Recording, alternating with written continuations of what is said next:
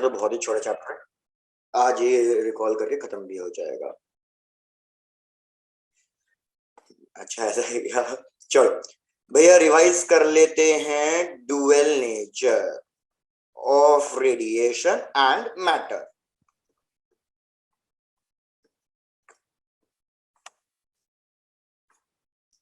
भाई इसमें चैप्टर में हमने दो चीजें करी थी कि पहले हम वेव को एज अ पार्टिकल प्रूव करते हैं और फिर बाद में पार्टिकल को एज अ वेव प्रूव करते हैं। तो एक बार फिर से बोल रहा हूं कि भैया चैप्टर बेसिकली देखा जाए तो दो पार्ट्स में है। पहला पार्ट क्या करेगा कि हम ये प्रूव करते हैं कि भैया जो वेव है, कोई भी एक वेव है, वो हमेशा एक पार्टिकल नेचर भी अपने साथ एग्जिस्ट करती है। प्रतिभा रे ऑप्टिक्स तो अब कैसे होगा एकदम से? चलो देखते हैं नेक्स्ट, कल से रे ऑप्टिक कर दूंगा। नहीं रितु को ऐसा कुछ नहीं है, नोट डाउन करने का, रिवीजन चल रहा है कंप्लीटली, आप सबने कर ही रखा है, टेंशन वाली बात नहीं। और फिर चैप्टर के सेकंड पार्ट में हम क्या प्रूव कराते हैं भाई कि हम पार्टिकल को वेव कराते हैं। नोट्स वैसे भी सब अपलोडेड ही है, बस अभी रिसेंटली सेमीकंडक्टर्स के नोट्स अपलोडेड नहीं है, वो भी कर दूंगा, तो नोट डाउन करने की ऐसा कुछ जरूरत नहीं है। बिकॉज़ मैं लास्ट क्लास में नहीं थी। ठीक है, डन डन डन। और भैया ये डन। हाँ तो भाई सबसे पहली चीज वेव को पार्टिकल प्रूफ करना है। वेव को पार्टिकल प्रूफ किया था भाई हमारे लेनार्ड्स एक्सपेरिमेंट ने, आइंस्टीन थ्योरी ने, और फिर फाइनल कंक्लूजन सब कुछ आइंस्टीन ने ही दिए थे। भाई इसमें सारे इंपॉर्टेंट कंक्लूजन्स क्या थे?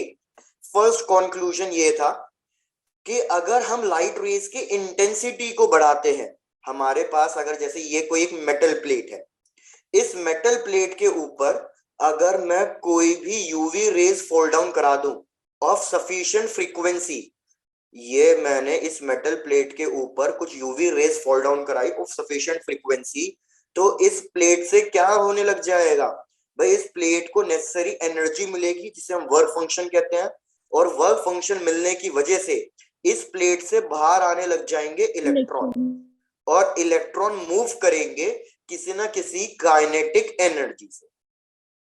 तो भैया हमारा फर्स्ट कंक्लूजन क्या था कि हमारी इंटेंसिटी से क्या फर्क पड़ रहा है करंट के ऊपर। तो मैं डायरेक्टली फाइनल कंक्लूजंस बता रहा हूं जो फेल होने के बाद आइंस्टीन ने सबको प्रूफ कर दिया था। भाई आइंस्टीन ने बताया कि जैसे जैसे आप इंटेंसिटी इंक्रीज करोगे, इंटेंसिटी का मतलब है कि आप basically number of photons increase कर दोगे। आइंस्टीन ने कहा कि भैया लाइट रेज एक पार्टिकल भी है, और वो पार्टिकल कहलाएंगे photons, small energy packets, photons. तो अगर आप इंटेंसिटी बढ़ा रहे हो तो नंबर ऑफ फोटॉन्स बढ़ जाएंगे, और हर एक फोटॉन क्या करेगा भैया? हर एक फोटॉन एक एक इलेक्ट्रॉन से जाके टकराएगा। तो जब हर एक फोटॉन एक एक इलेक्ट्रॉन से टकराएगा तो इलास्टिक कोलिजन होने की वजह से फोटॉन इलेक्ट्रॉन से टकराएगा और इलेक्ट्रॉन को एनर्जी मिलके ट्रांसफर करके इलेक्ट्रॉन बाहर निकल के आ जाएगा। तो अगर इंटेंसिटी इंक्रीज करेंगे तो फोटॉन्स इंक्रीज होंगे, फोटॉन्स इंक्रीज होंगे तो हमारे जो इजेक्टेड इलेक्ट्रॉन्स होंगे उन पे भी क्या फर्क पड़ेगा? इजेक्टेड इलेक्ट्रॉन्स की वैल्यू भी इंक्रीज हो जाएगी। करंट का formula total charge by time, तो चार्ज की वैल्यू इंक्रीज हो जाएगी। तो हम ये कह सकते हैं फाइनल कंक्लूजन में कि intensity is directly proportional to current. Check करो सबको ये पहला वाला क्लियर है या रिपीट करूं? सर क्लियर है। क्लियर है। तो इसका ग्राफ बनता है हमारे पास ये एक linear graph, straight line graph, कि यहाँ पे हमारे पास करंट है और यहाँ पे हमने ली है इंटेंसिटी।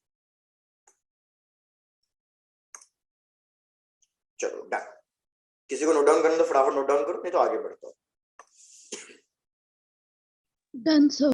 डन, चलो गुड। कहीं रोकना हो तो आप बता देना खुद, मैं अपने पेस के हिसाब से चलता हूँ। चलो भैया फिर आ गया सेकंड ग्राफ।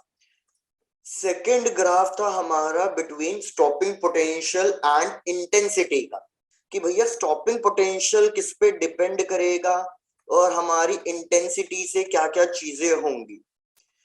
तो भाई जैसे कि हमने अभी कहा कि हमारी जो इंटेंसिटी है that is directly proportional to number of photons, means directly proportional to current.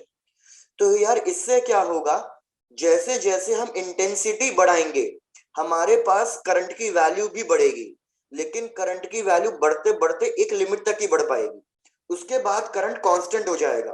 क्योंकि उसके बाद उससे ज्यादा इलेक्ट्रॉन्स बाहर नहीं निकल के आ पाएंगे। तो जो ये करंट है, मैक्सिमम करंट, जिसके बाद कांस्टेंट हो गया, उसके बाद इंक्रीज नहीं हो पाया, इस करंट को हम क्या कहेंगे?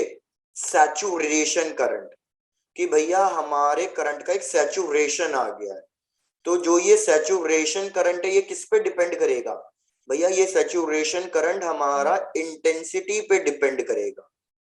अगर मैं इंटेंसिटी बढ़ा दूं तो हमारा जो सैचुरेशन करंट है वो भी इंक्रीज होता चले जाएगा। तो अगर मैं इधर कह रहा हूं कि ये इंटेंसिटी I1 है, ये इंटेंसिटी I2 है, ये इंटेंसिटी I3 है, तो हमारी इंटेंसिटी I3 मैक्सिमम, फिर I2 and then I1। Check करके बताओ, यहां तक कुछ रिपीट करना है? डन। लेकिन फिर हमने क्या नोटिस किया? क्या नोटिस किया कि यार इधर हमारे पास पोटेंशियल, इधर हमारे पास पोटेंशियल जीरो करने पर भी करंट जीरो नहीं हो रहा है। मतलब अगर मैं पोटेंशियल जीरो दूं तो भी मेरा इलेक्ट्रॉन तो बाहर निकलेगा ही निकलेगा। मतलब मैं एक्सटर्नल बैटरी कनेक्ट ना करूं तो भी मेरा इलेक्ट्रॉन मूव करेगा। अब मैं इलेक्ट्रॉन को रोकना चाहता हूं, इलेक्ट्रॉन को रोकना चाहता हूं तो मेरे को बैटरी की पोलैरिटी रिवर्स करनी पड़ेगी ताकि इलेक्ट्रॉन रिपेल हो और उसकी वजह से वो रुक जाए। तो भैया हमने देखा कि सबका स्टॉपिंग पोटेंशियल जो आ रहा है वो सबका स्टॉपिंग पोटेंशियल सेम आ रहा है। तो इससे क्या पता चला कि भैया जो हमारा स्टॉपिंग पोटेंशियल है वो इंटेंसिटी पे डिपेंड नहीं करता।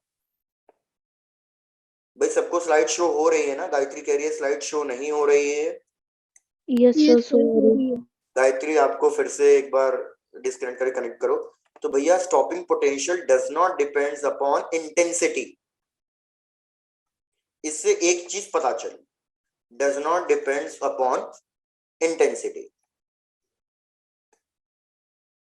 तो एक बार क्विक फिर से समझा देता हूं कि भैया जैसे जैसे इंटेंसिटी बढ़ी सैचुरेशन करंट बढ़ गया, सैचुरेशन करंट बढ़ा, फिर हमने देखा पोटेंशियल जीरो करने पे भी करंट रुक नहीं रहा है।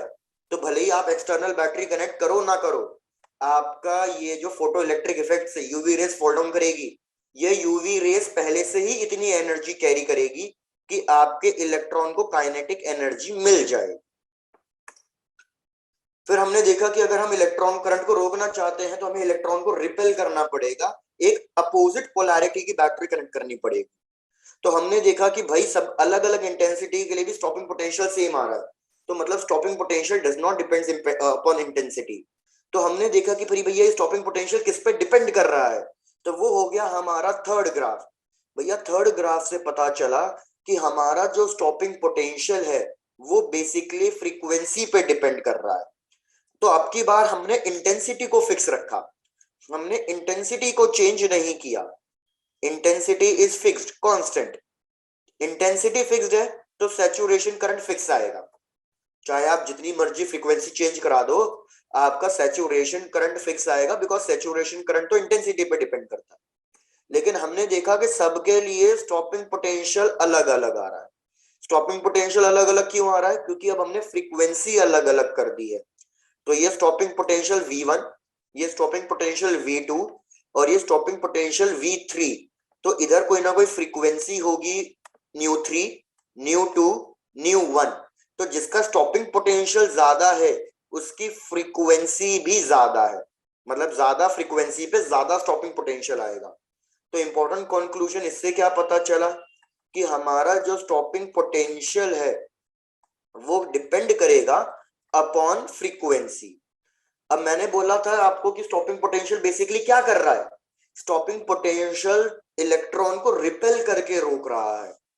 रिपेल करके रोक रहा है मतलब जितनी ज्यादा काइनेटिक एनर्जी होगी आपको उतना स्ट्रॉन्ग रिपेल कराना पड़ेगा, मतलब आपको उतना ज्यादा स्टॉपिंग पोटेंशियल देना पड़ेगा।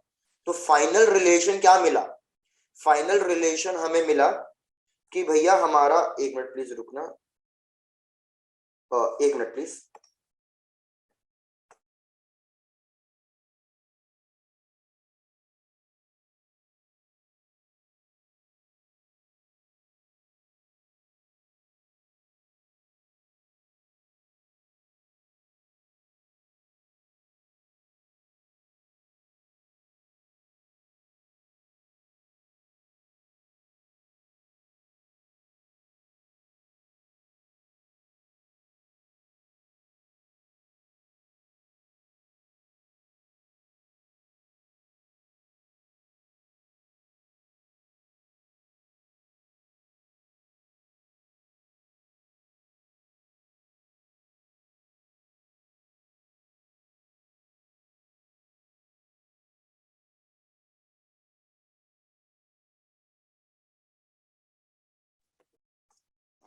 यार अभी इससे पहले वाली क्लास साइमा मैम की थी या हिमांशु सर की थी?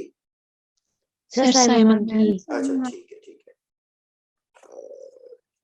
चलो हाँ भाई सॉरी, मैं क्या बोल रहा था कि हमें पता चल गया कि यार स्टॉपिंग पोटेंशियल क्या कर रहा था। स्टॉपिंग पोटेंशियल बेसिकली इलेक्ट्रॉन को रिपेल कर रहा था, उसकी काइनेटिक एनर्जी को रिड्यूस करा रहा था।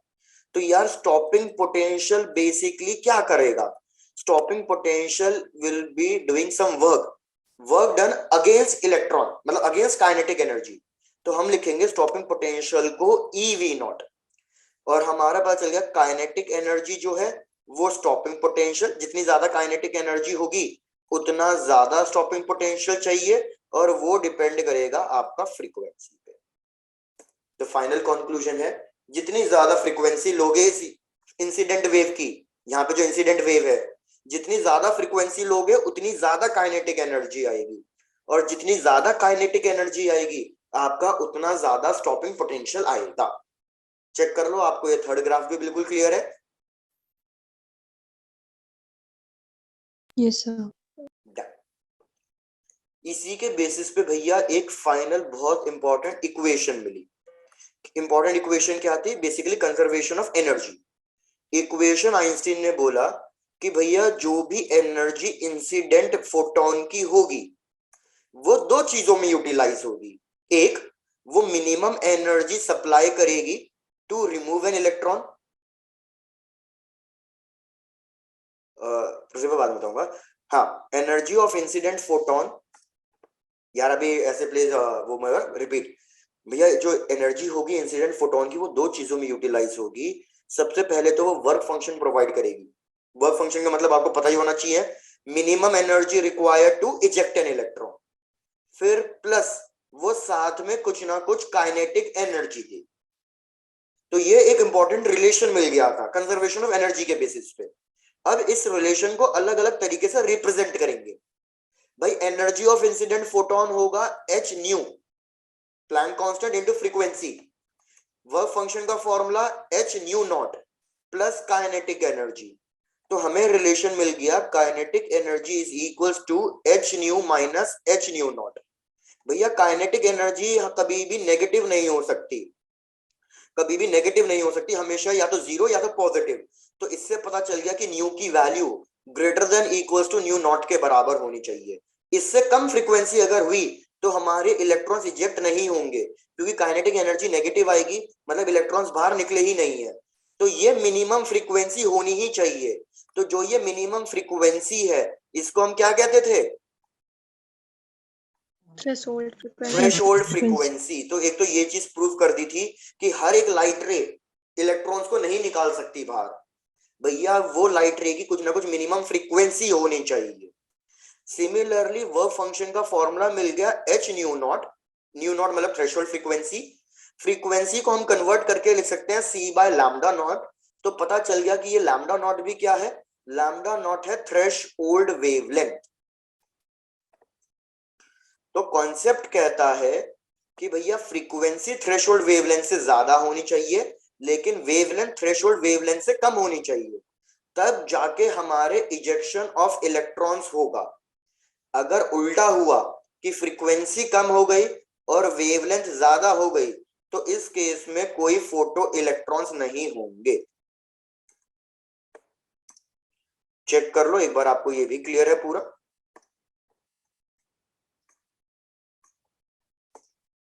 Yes sir. बढ़िया, इसको आप नोट डाउन करो और एक मिनट दे दो मेरे को।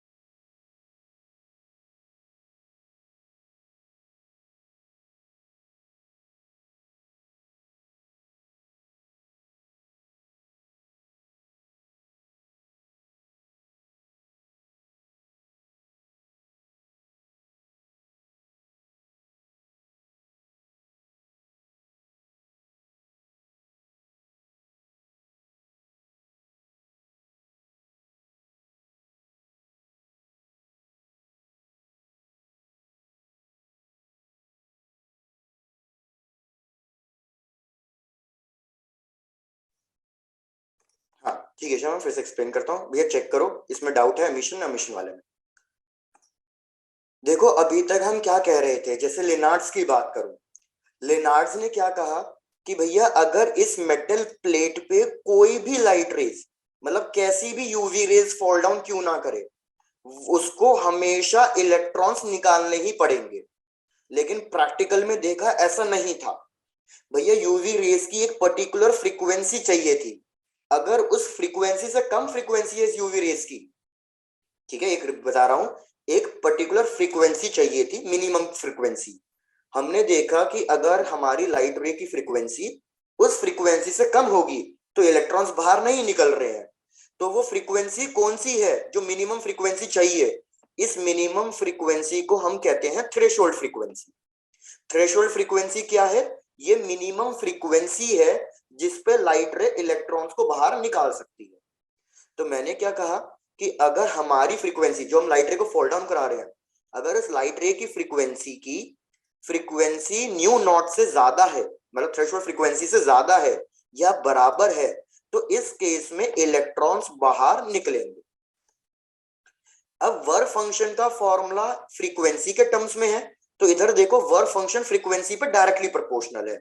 लेकिन अगर मैं वर्क फंक्शन को लैम्डा के टर्म्स में लिखूं तो आप देखो लैम्डा और वर्क फंक्शन के बीच में इनवर्स रिलेशन है।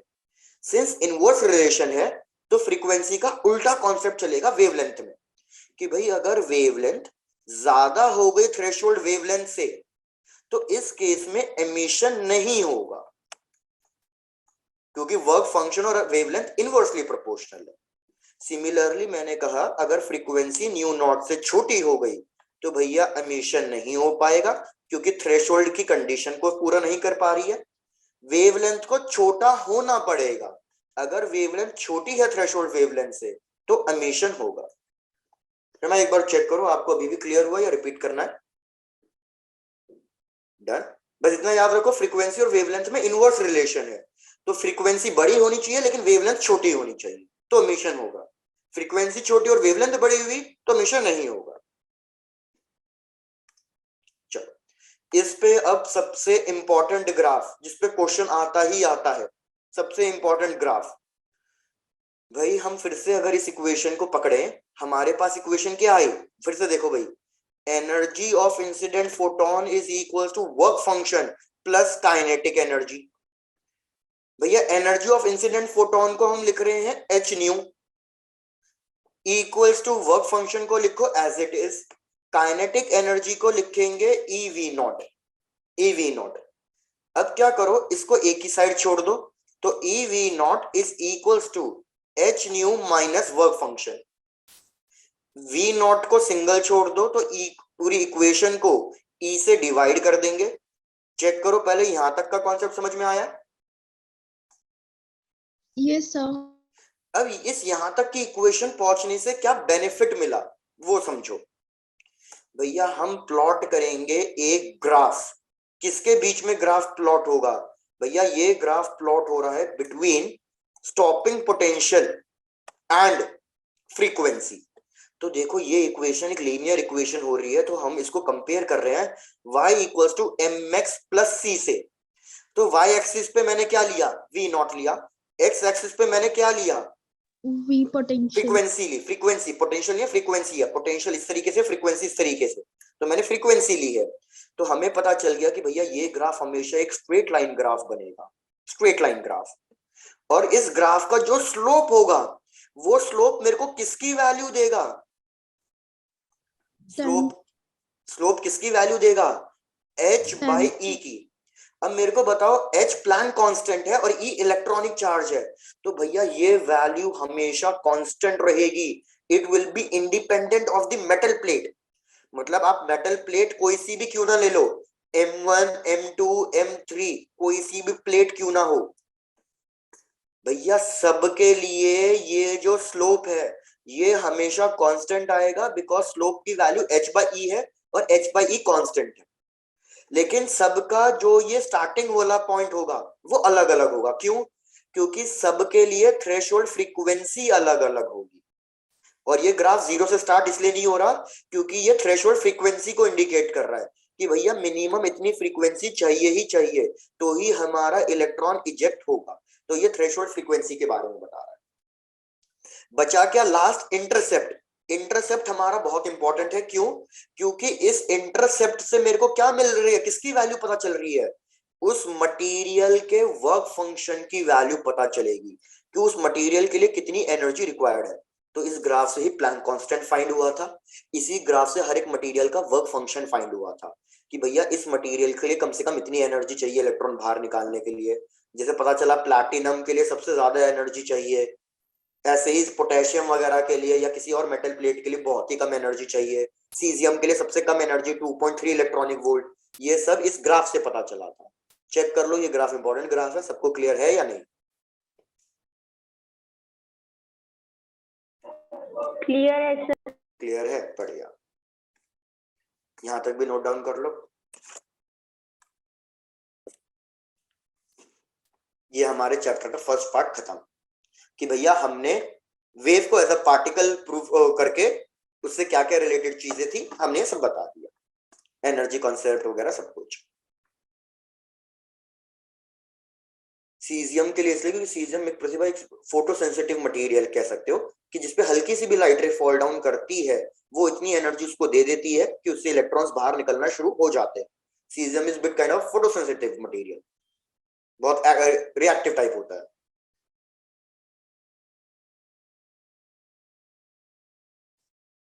चलो आ जाते हैं चैप्टर के अब सेकेंड पार्ट पे, dual nature of matter. Dual nature of radiation किया, ड्यूअल नेचर ऑफ मैटर। भैया ये चीज प्रूव करी डी ब्रोगली ने। डी ब्रोगली ने क्या कहा कि भैया अगर कोई भी एक पार्टिकल है तो वो पार्टिकल नेचर तो शो करेगा ही, पार्टिकल है तो, लेकिन उस पार्टिकल के साथ हमेशा एक वेव एसोसिएटेड होगी, एक वेव होगी। पृथ्वी का बिल्कुल सही, इसलिए सीजियम को डार्क कंटेनर्स में स्टोर किया जाता है। बिल्कुल जैसे ये मेरा पेन है, ये एक पार्टिकल है तो ये पेन एक वेव भी बना रहा है अभी इस वक्त, तो that's why particle has a wave nature associated with it. लेकिन डी ब्रोगली ने कहा लेकिन इसके लिए एक शर्त है। क्या शर्त है? कि भैया हमारा जो पार्टिकल है वो मोशन में होना चाहिए, किसी भी टाइप का मोशन क्यों ना हो लेकिन वो मोशन में होना चाहिए। जैसे अगर आपको याद हो मैंने आपको बताया था 3 टाइप की वेव्स होती है। एक होती है हमारे पास इलेक्ट्रोमैग्नेटिक वेव, बिल्कुल प्रतिभा सही है। एक होती है इलेक्ट्रोमैग्नेटिक वेव। मैक्सवेल थ्योरी के अकॉर्डिंग इलेक्ट्रोमैग्नेटिक वेव्स कब प्रोड्यूस होगी? इलेक्ट्रोमैग्नेटिक वेव तब प्रोड्यूस होगी जब कोई चार्ज पार्टिकल किस टाइप के मोशन में होगा? एक्सेलरेटेड मोशन में होगा। जब भी कोई चार्ज पार्टिकल एक्सेलरेटेड मोशन में होगा वो इलेक्ट्रोमैग्नेटिक वेव्स प्रोड्यूस करेगा। ये मैक्सवेल थ्योरी थी। फिर दूसरी थ्योरी क्या है हमारे पास न्यूटन की, कि भाई मैकेनिकल वेव। मैकेनिकल वेव क्या है भैया? मैकेनिकल वेव का कॉन्सेप्ट है कि हमारा कोई भी मास पार्टिकल, इधर चार्ज का होना जरूरी नहीं है, कोई भी एक मास पार्टिकल ऑसिलेटरी मोशन में होना चाहिए। बेसिकली ऑसिलेटरी मोशन में भी नहीं कहेंगे, कह सकते हो पीरियोडिक मोशन, बाकी प्रॉपर वर्ड तो ऑसिलेटरी मोशन ही है कि भैया वो मैकेनिकल वेव बनाएगा। थर्ड वेव कहलाती है डी ब्रोगली वेव्स या फिर इसका नाम है मैटर वेव्स। मैटर वेव्स क्या कहता है? पार्टिकल चार्ज हो ना हो कोई फर्क नहीं पड़ता, पार्टिकल का मास होना जरूरी है, और ये पार्टिकल का जो मास है अगर कभी भी ये मूव कर रहा है, मोशन में है तो वो मैटर वेव्स बनाएगा। और उस डी ब्रोगली ने इसका फॉर्मूला भी दे दिया। उसने बहुत इंपॉर्टेंट फॉर्मूला दिया। क्या फॉर्मूला दिया? Lambda which is called as de Broglie wave associated with the particle. एक ऐसी वेव जो एक पार्टिकल से एसोसिएटेड है। Lambda is equals to h by p, जहां पे p है उसका मोमेंटम, तो उसने लिखा दिया कि भैया lambda is equals to h by mv। इसी से क्या प्रूफ हुआ कि अगर कोई पार्टिकल रेस्ट पे है तो भैया उसकी वेलोसिटी 0 होगी, मतलब लैम्डा इनफाइनाइट होगा, विच इज नॉट पॉसिबल। तो अगर कोई पार्टिकल रेस्ट पे है, जैसे ये पेन अभी मेरे हाथ में है, अगर ये पार्टिकल रेस्ट में है तो फिर इससे कोई मैटर वेव्स नहीं बनेगी, पार्टिकल का मोशन में होना जरूरी है कि भैया कुछ ना कुछ वेलोसिटी आएगी कुछ ना कुछ वेलोसिटी आएगी तो लैम्डा की वैल्यू आएगी, तो मतलब वो एक डी ब्रॉगली वेव्स बनाएगा, डी ब्रॉगली वेवलेंथ। सिमिलरली उसने एक और इंपॉर्टेंट चीज कही कि हमारा जो वेवलेंथ है अगर आप देखो मास के इनवर्सली प्रोपोर्शनल है, तो अगर मैं मास पार्टिकल बहुत ज्यादा हैवी लूं, जैसे हम लोग हैं, मास पार्टिकल बहुत हैवी है, तो उस केस में वेवलेंथ बहुत छोटी आएगी, which will not be noticeable, ये वेवलेंथ नोटिसेबल नहीं होगी। तो हम कभी कभी ये चीज मैक्रोस्कोपिक पार्टिकल्स के लिए नहीं कहते, मतलब माइक्रोस्कोपिक पार्टिकल के लिए प्रूव तो है, लेकिन अगर मैं मूव करूं तो आप मेरे से एसोसिएटेड वेव नहीं नोटिस कर पाओगे। लेकिन अगर मास छोटा है काफी, जैसे कि इलेक्ट्रॉन, प्रोटॉन, ये सब चीजें हैं, तो भैया इनकी वेवलेंथ अच्छी खासी बड़ी बनेगी, which will be noticeable.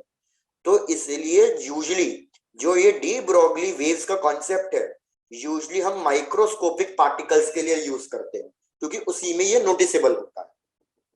Check करो कि ये वाली बात भी समझ में आई है?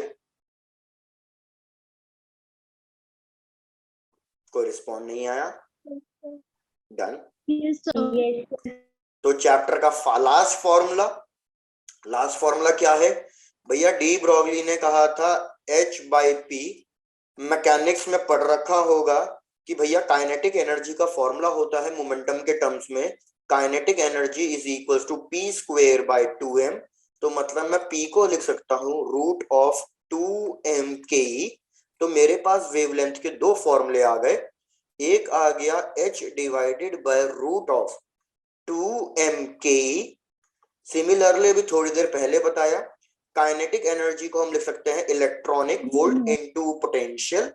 तो हमारे पास एक और फॉर्मूला आ जाएगा H/√2m/eV। अब डी ब्रॉगली ने प्रूव करके दिखाया इलेक्ट्रॉन के लिए। उसने कहा कि भैया मेरे को इलेक्ट्रॉन के लिए प्लैंक, मतलब प्लैंक कांस्टेंट तो सबके लिए सेम है, Planck constant mass of electron, charge of electron. तो हमारे पास इलेक्ट्रॉन के लिए फॉर्मूला आ गया, wavelength, de Broglie wavelength of a moving electron is equals to 12.3 divided by √V0, और ये वैल्यू आपकी आर्मस्ट्रॉन्ग में आएगी। ये फाइनल फॉर्मूला था, last formula of the chapter.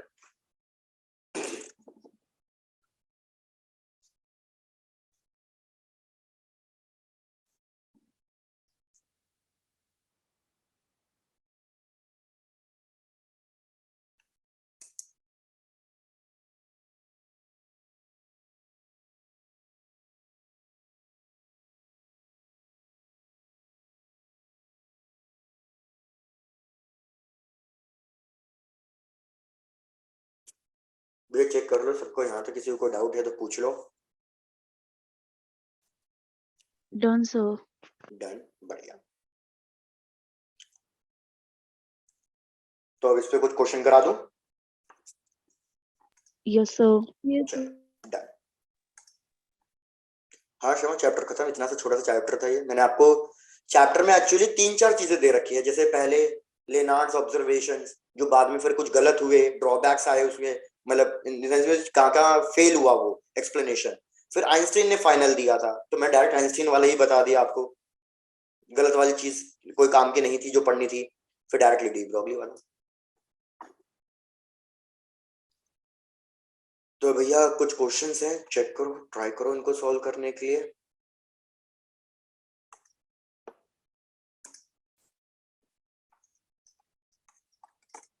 देखते हैं कौन कौन बिल्कुल सही सॉल्व कर लेता है। भैया पहला क्वेश्चन भाई इंपॉर्टेंट क्वेश्चन है, प्लीज इसको मार्क कर लेना, इंपॉर्टेंट क्वेश्चन। पहला क्वेश्चन, आपको एक ग्राफ गिवन है, इस तरीके का एक ग्राफ गिवन है।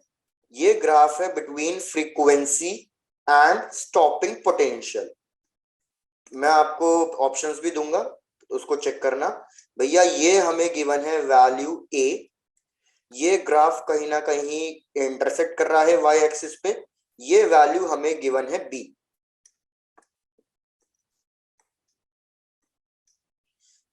क्वेश्चन क्या बोल रहा है कि भैया हमें बताना है what will be the value of Planck constant. Planck constant किसके बराबर होगा?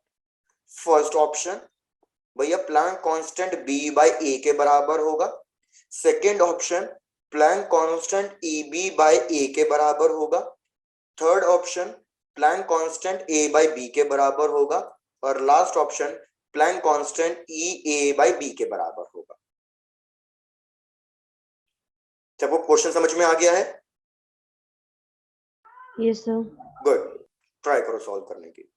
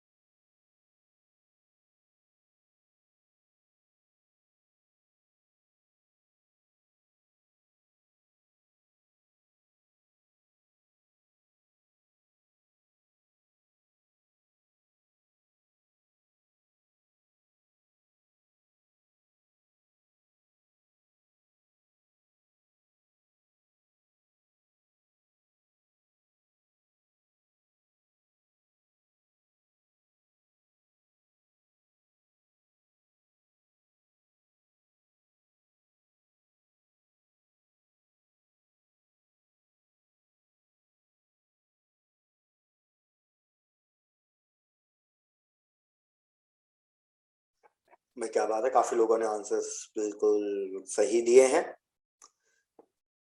भाई आपको मैंने बताया ही था कि हमारे पास जो प्लैंक कांस्टेंट है वो कैसे फाइंड आउट हुआ था। भैया आपके पास इक्वेशन क्या थी? v not is equals to h by e into frequency minus हमारे पास था वर्क फंक्शन बाय e। तो मतलब हमें स्लोप निकालना है। अगर मैं स्लोप निकाल लूं तो मेरे को h बाय e की वैल्यू मिलेगी। तो इधर हमें ये स्लोप निकालना है, ये वाला एंगल और ये वाला एंगल सेम होगा। भैया स्लोप आपको पता है tan थीटा से निकलता है, तो इधर tan थीटा क्या होगा हमारे पास? इधर tan थीटा होगा perpendicular, that is b by a। लेकिन b बाय a किसकी वैल्यू है? h बाय e की। तो h की वैल्यू कितनी हो जाएगी? e b by a। So correct option is option B. The option. बिल्कुल सही।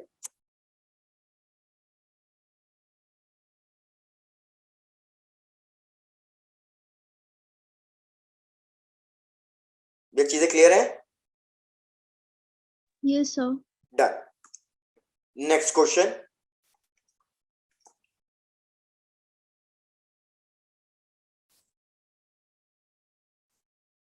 भाई अगेन नेक्स्ट क्वेश्चन भी बहुत इंपॉर्टेंट है, इसको पूरा लिख लेना, स्टार मार्क कर लो।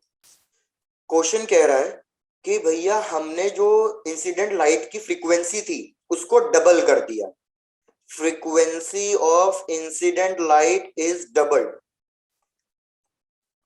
भैया बहुत ज्यादा इंपॉर्टेंट है, frequency of incident light is doubled. तो हमें बताना है कि भैया हमारी काइनेटिक एनर्जी पे क्या फर्क पड़ेगा। What will be the impact of the maximum kinetic energy? First option कि भैया kinetic energy will remain unchanged, कि कोई फर्क नहीं पड़ेगा। सेकेंड ऑप्शन कि काइनेटिक एनर्जी भी डबल हो जाएगी। Third option more than double. और last option less than double. भैया डबल स्टार मार्क कर दिया, इंपॉर्टेंट क्वेश्चन। चलो चेक करो सब लोग, देखते हैं।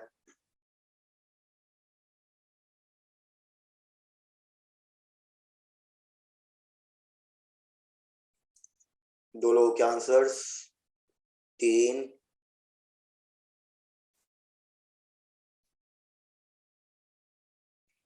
चलो। तो भैया आप लोगों को बता दूं, थोड़ा सा आपको फिर से दिमाग लगाना पड़ेगा इधर। सब लोगों ने कहा है कि ऑप्शन है बी डबल, गलत है वो option. Option B is wrong. भाई काइनेटिक एनर्जी फ्रीक्वेंसी के डायरेक्टली प्रोपोर्शनल है। मतलब फ्रीक्वेंसी इंक्रीज होगी तो काइनेटिक एनर्जी भी इंक्रीज होगी, ये तो बात सही है। लेकिन ये किसने कहा कि सेम रिलेशन से चेंज होगी, कि फ्रीक्वेंसी को डबल करेंगे तो काइनेटिक एनर्जी भी एग्जैक्टली डबल होगी। बस ये हो सकता है ना कि डबल हो रही है तो काइनेटिक एनर्जी इंक्रीज होगी, लेकिन लेस देन डबल भी तो इंक्रीज हो सकती है, मोर देन डबल भी तो इंक्रीज हो सकती है। एक बात तो फिक्स है, अनचेंज नहीं रहेगी, क्योंकि kinetic energy depends upon frequency. मैं कह रहा हूं ऑप्शन बी भी गलत है, तो अब सी या डी बचा। चेक करो भैया, अब सी और डी में से कौन सा सही होगा, मोर देन डबल या लेस देन डबल, और उसको प्रूफ भी करना है।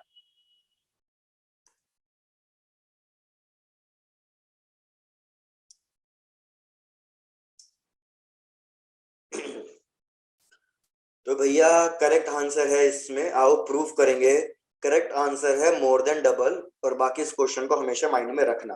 कॉम्पिटेटिव एग्जाम में आया तो सॉल्व करने की जरूरत नहीं है, लेकिन वैसे आया तो भैया सॉल्व करके आपको पता होना चाहिए कैसे सॉल्व करेंगे। तो आओ भैया इक्वेशन लिखते हैं। भैया इक्वेशन हमारे पास ले दे के यही थी कि काइनेटिक एनर्जी, ये प्रीवियस वाली बता रहा हूं, जब फ्रीक्वेंसी न्यू है, केस 1, ठीक है। Kinetic energy is equals to, भैया फॉर्मूला होगा energy of incident photon minus work function. Energy of incident photon H nu minus work function, और ये काइनेटिक एनर्जी। क्या सबको यहां तक क्लियर है? Yes, sir. Done. और अगर आप चाहो तो इस तरीके से भी लिख सकते हो, मतलब इसको इक्वेशन 1 को लिख दो, बाद में देखेंगे इसको किस फॉर्म में यूज करना है, फिलहाल तो इसको इक्वेशन 1 बना दो। अब बात करते हैं केस 2 की। भैया केस 2 में मैंने लिखूंगा कि हमारे पास नई काइनेटिक एनर्जी आएगी, K E dash is equals to H into 2 nu, और भैया वर्क फंक्शन तो सेम ही रहेगा ना, वर्क फंक्शन थोड़ी चेंज हो जाएगा। कि ये वाली बात समझ में आ रही है आपको? भाई मेटल प्लेट का वर्क फंक्शन हमेशा सेम रहता है, work Yes, function sir. Frequency वगैरह किसी चीज पे डिपेंड नहीं करता। क्या ये बात क्लियर हुई? Yes, Done. sir. Yes. तो यार इक्वेशन 1 से क्या करो, वर्क फंक्शन की वैल्यू रख दो। इक्वेशन 1 से अगर मैं वर्क फंक्शन की वैल्यू रख दूं तो मेरे पास वैल्यू क्या आएगी वर्क फंक्शन की?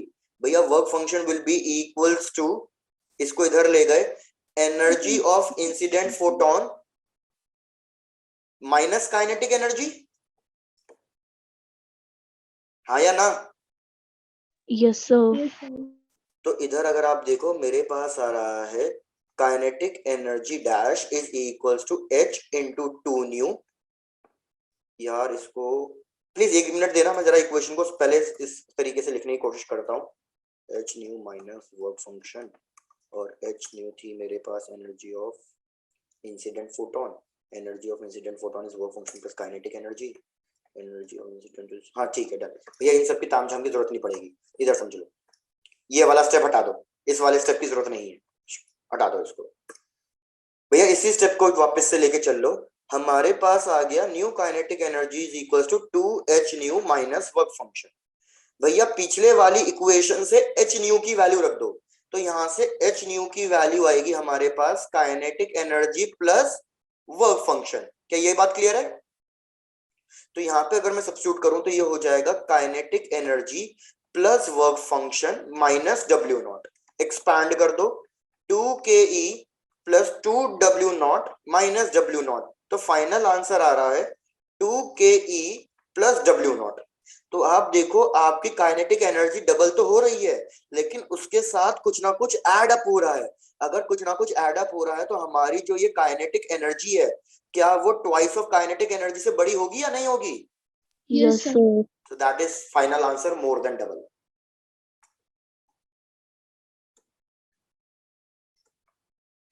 भैया आपके बोर्ड एग्जाम्स के लिए भी इंपॉर्टेंट क्वेश्चन है ये, कॉम्पिटिटिव का तो सबसे इंपॉर्टेंट क्वेश्चन, बाकी बोर्ड एग्जाम के लिए भी।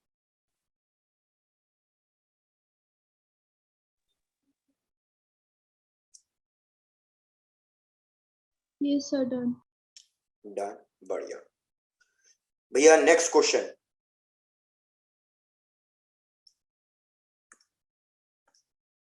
नेक्स्ट क्वेश्चन बिल्कुल सिंपल है। नेक्स्ट क्वेश्चन कह रहा है कि भैया हमें डी ब्रोगली वेवलेंथ गिवन है एक प्रोटॉन की, de Broglie wavelength of a proton is equals to lambda,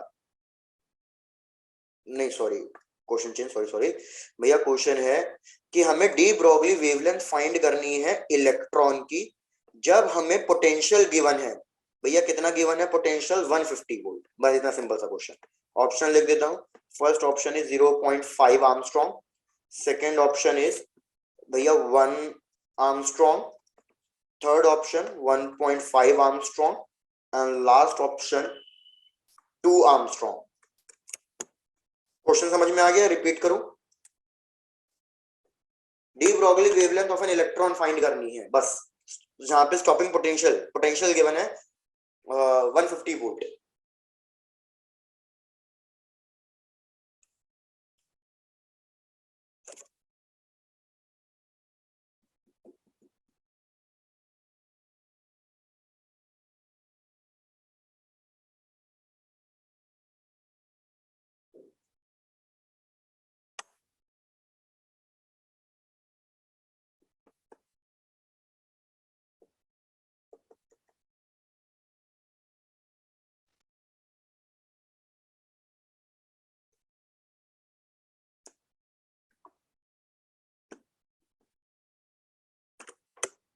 अरे इसका तो आंसर भैया बिल्कुल वैसा था, इंस्टेंट टाइप।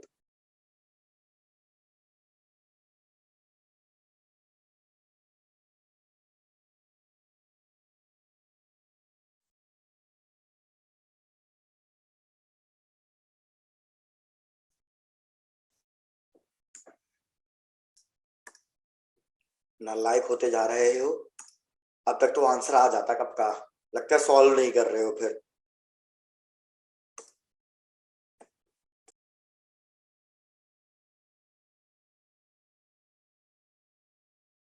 जतिन अब आया ना आंसर?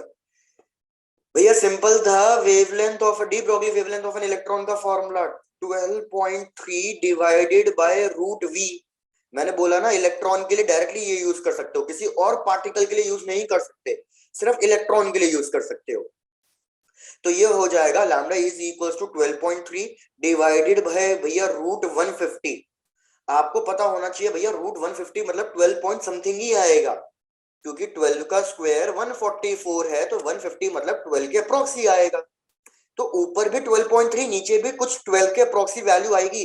तो 0.1 नहीं हो 5 नहीं हो सकता, 2 नहीं हो सकता, 1.5 भी नहीं हो सकता। तो फाइनल आंसर है कि भैया ये पूरा अप्रोक्सीमेटली 1 आर्मस्ट्रॉन्ग ही होगा। Correct option option B. इसलिए मैं कह रहा था कि भैया इतना ज्यादा तो टाइम लगना ही नहीं चाहिए था, इंस्टेंट था बिल्कुल। सब कंप्लीट हो गया, बढ़ो नेक्स्ट क्वेश्चन पे। Yes, sir. चलो डन।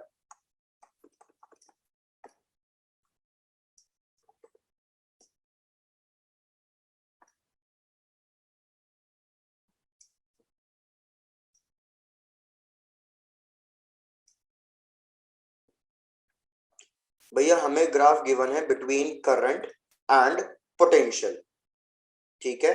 और ये हमें ग्राफ गिवन है करंट और पोटेंशियल के बीच में। नीचे वाला कर्व ए है, ऊपर वाला कर्व बी है। आपको बताना है कौन सा ऑप्शन करेक्ट है। इधर आई का मतलब इंटेंसिटी है, याद रखना। Intensity of A is greater than intensity of B and frequency of A is greater than frequency of B. पहला ऑप्शन। दूसरा option, intensity of B is greater than intensity of A and frequency of B is greater than frequency of A.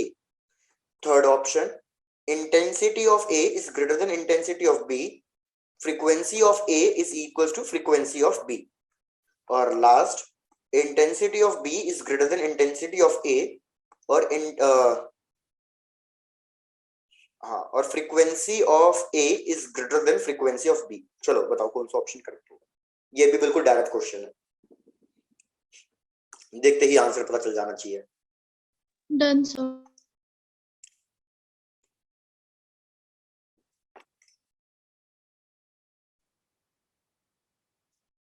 भैया very good. तो सबको साफ पता ही चल रहा है कि यार हमारा सैचुरेशन करंट किसका ज्यादा, ए का या बी का?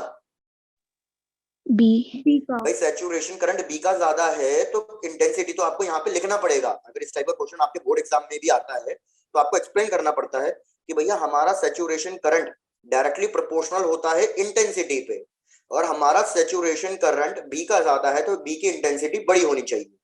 तो ऑप्शन ए गलत हो गया, ऑप्शन सी गलत हो गया, बचे बी और डी। फिर बात आएगी स्टॉपिंग पोटेंशियल की। कि भैया जो हमारा स्टॉपिंग पोटेंशियल होना चाहिए वो फ्रीक्वेंसी पे डिपेंड करता है, और हमारा स्टॉपिंग पोटेंशियल बी का ज्यादा है तो बी की फ्रीक्वेंसी ज्यादा होनी चाहिए, तो हमारा करेक्ट ऑप्शन होगा ऑप्शन बी।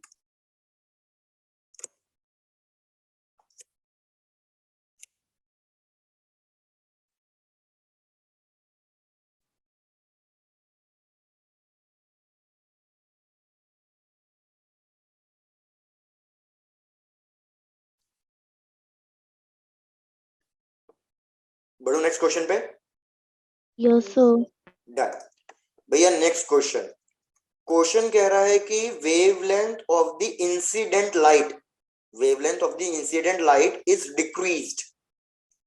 ये चेक करना, हमने डिक्रीज किया है, तो आपको बताना है कौन सा ऑप्शन करेक्ट होगा। फर्स्ट ऑप्शन कि भैया आपका स्टॉपिंग पोटेंशियल भी डिक्रीज हो जाएगा। सेकेंड ऑप्शन कि kinetic energy of electron will decrease. Third option stopping potential will increase. और लास्ट ऑप्शन कि वर्क फंक्शन विल डिक्रीज।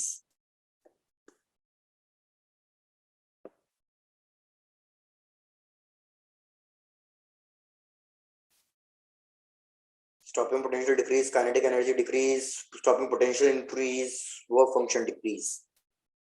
अगर हम वेवलेंथ ऑफ इंसिडेंट लाइट को डिक्रीज कर रहे हैं तो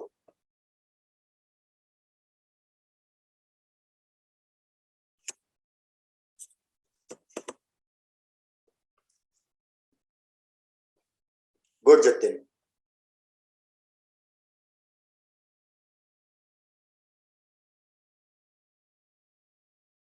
ठीक है गायत्री।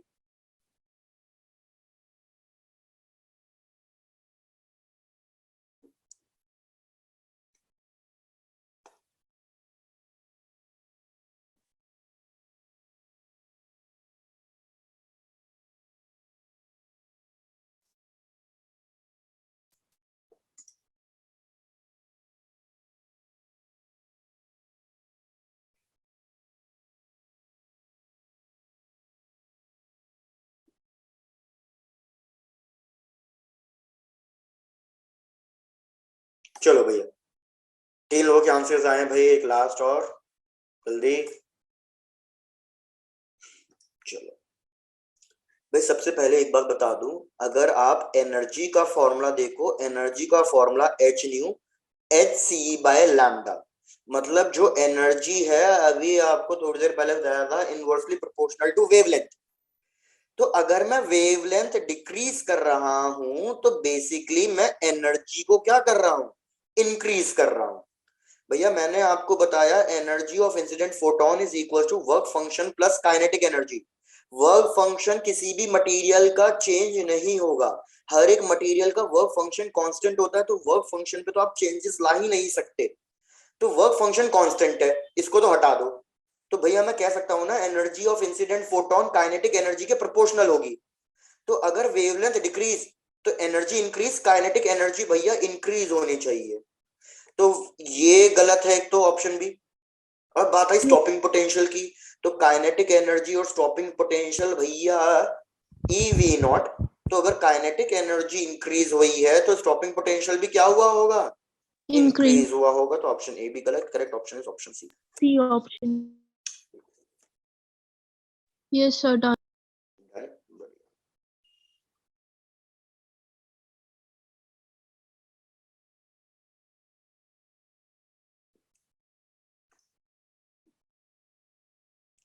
गायत्री रिपीट करना है।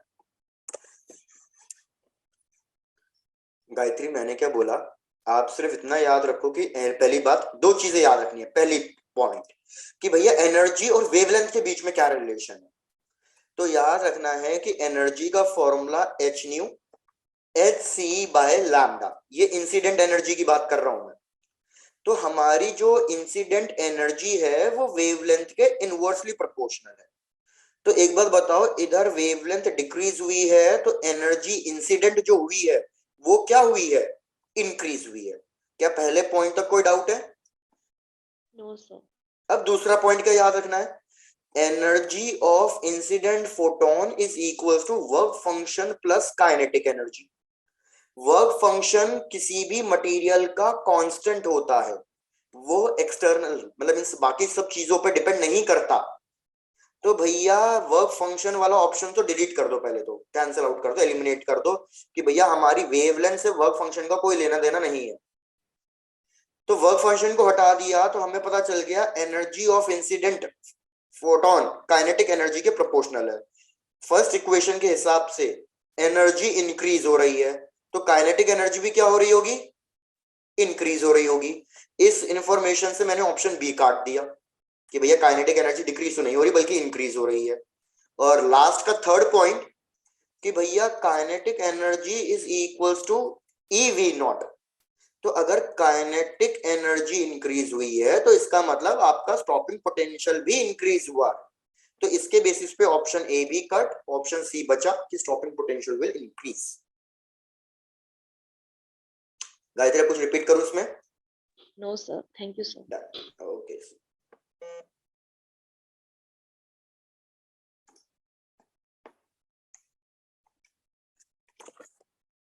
भाई लास्ट क्वेश्चन कह रहा है कि हमारे पास एक लाइट रे है जिसकी वेवलेंथ हमने ली है 400 नैनोमीटर।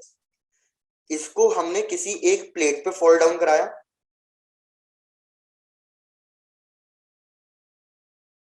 रजू आप क्या कह रहे हो? We can directly say that lambda is directly proportional to wavelength.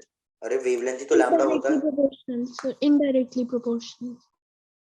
अरे वेवलेंथ को ही लैम्डा कहते हैं, तो आप डायरेक्टली इनडायरेक्टली कैसे कह रहे हो? दोनों चीजें, लैम्डा ये मींस वेवलेंथ, लैम्डा तो सिंबल हो गया, कोई क्वांटिटी थोड़ी है लैम्डा। लैम्डा तो सिंबल है, किसका सिंबल है? वेवलेंथ का। हाँ अब ठीक जा रहे हो कि sir can we directly say that frequency is inversely proportional to wavelength. हाँ frequency is inversely proportional to wavelength, बिल्कुल। चलो इधर चेक करो भैया, हमने इस वेवलेंथ को फॉल डाउन कराया मेटल 1 पे, और इस वेवलेंथ ने बस ये इतनी सफिशिएंट एनर्जी प्रोवाइड करी कि बस इलेक्ट्रॉन बाहर निकल जाए।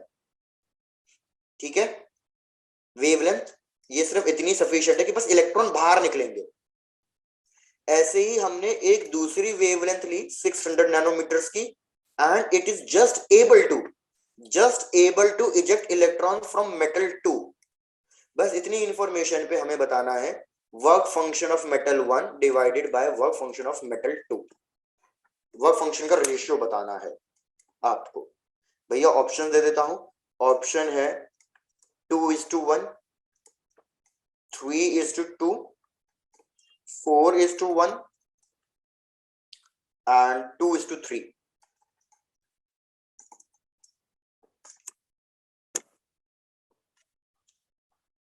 प्रतिभा, हर एक मटेरियल का वर्क फंक्शन अलग अलग होगा। वर्क फंक्शन उस मटेरियल का कांस्टेंट रहेगा। वर्क फंक्शन तो हर एक मेटल का अलग अलग ही होगा ना। तो 1:1 तो ऑप्शन में भी गिवन नहीं है, तो वैसे भी आंसर गलत है। जतिन सही है, गुड।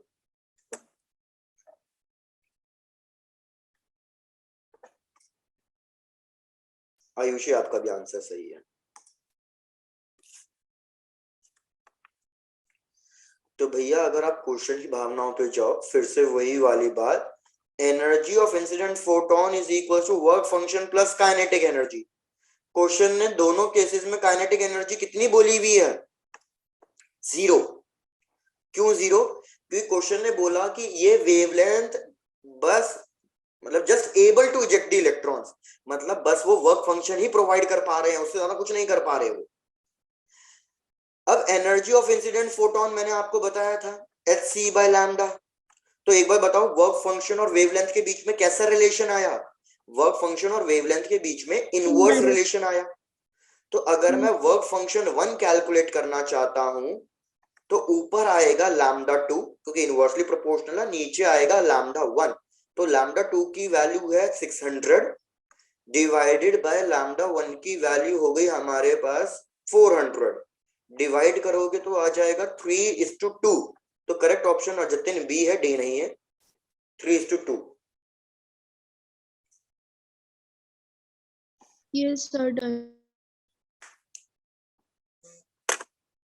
चेक करो, कोई डाउट अब? No doubt. यूजुअली चैप्टर से No, ज्यादातर इस टाइप के ही sir. कॉन्सेप्चुअल क्वेश्चंस बनते हैं, तो इसको और प्रैक्टिस कर लेना। भैया that's it for today, thank you so much, मिलते हैं कल की क्लास में। Bye, Thank you, sir. sir. ठीक है, टाटास, bye Bye, bye, sir. Take Take care care, and sir. Enjoy. Take Pratibha care, रे sir. ऑप्टिक्स में कल थोड़ा सा रिवाइज करा दूं। Bye bye bye bye. Thank you, sir. Okay, बिल्कुल Sharma madam, thank you so much भाई, thank you so much, bye bye, बिल्कुल, मिस यू ऑल।